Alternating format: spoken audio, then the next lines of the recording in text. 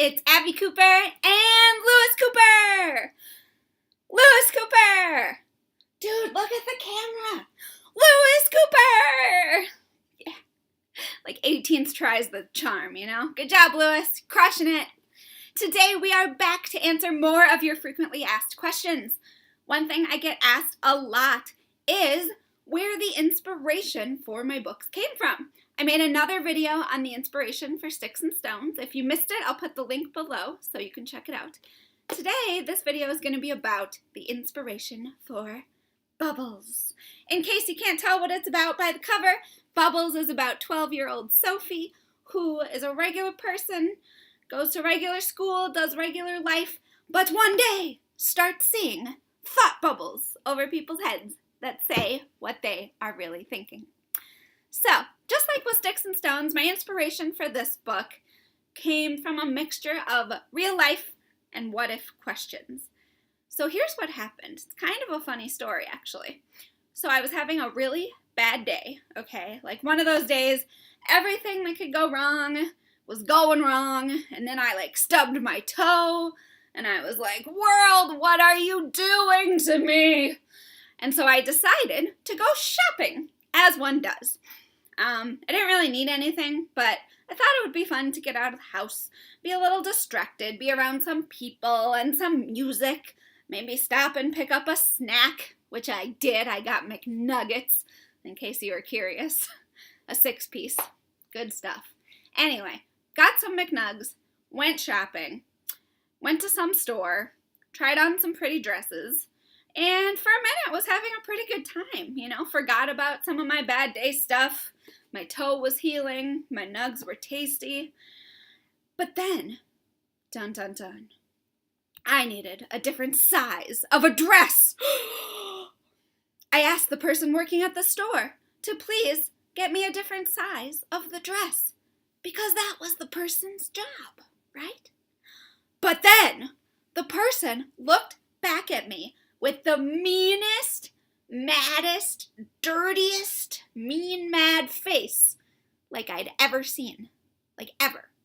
And all of a sudden, I just wilted like a sad little flower, because that look on her face made everything I was trying to escape from kind of come rushing back. I started thinking about other mean, mad people that I knew and bad things that were happening. And actually, my toe did still kind of hurt, and I was running out of McNugs, and I just became very, very sad all over again. And I thought, you know, I wish this person somehow just knew what was going on with me. I wish she somehow just could look at me and poof, realize that I was having a really bad day, and she had just made it worse.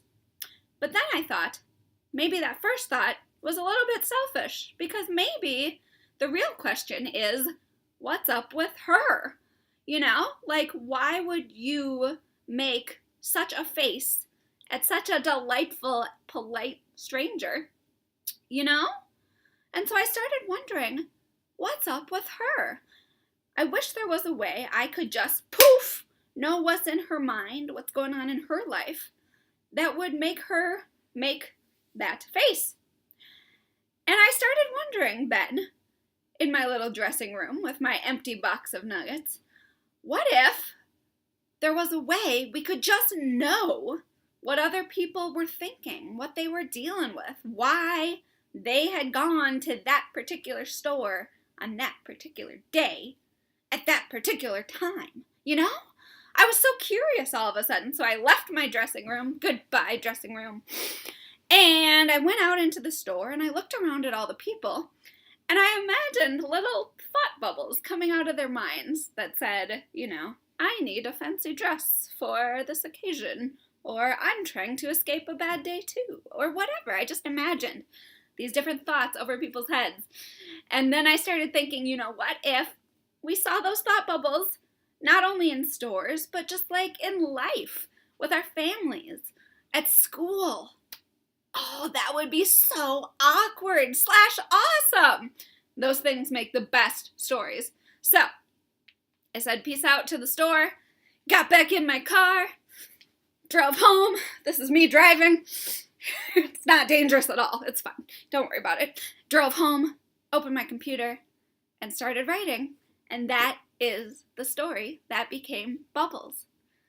So you never know where and when you're going to get inspired. Sometimes it's when you're by your computer or your papers, but sometimes it's just when you're having a lousy day and you go do something random and stuff happens and poof, story. So I'm glad actually that I had that bad day and had that experience, or else who knows, maybe there would be no Bubbles. If you enjoyed this video, please give it a thumbs up or 2 thumbs up. I don't think that's an option, but you know, play around with it. Go crazy, have fun. Thumbs up. Be sure to subscribe to the channel so you don't miss any more answers to any more frequently asked questions. And you also won't miss Lewis's attempts at getting better at being on camera / recognizing his own name. Hey, Lewis. Oh, there we go. All right. Also, he hears food noises. All right, it's time for food. We're out. Have a great day, and we'll see you next time.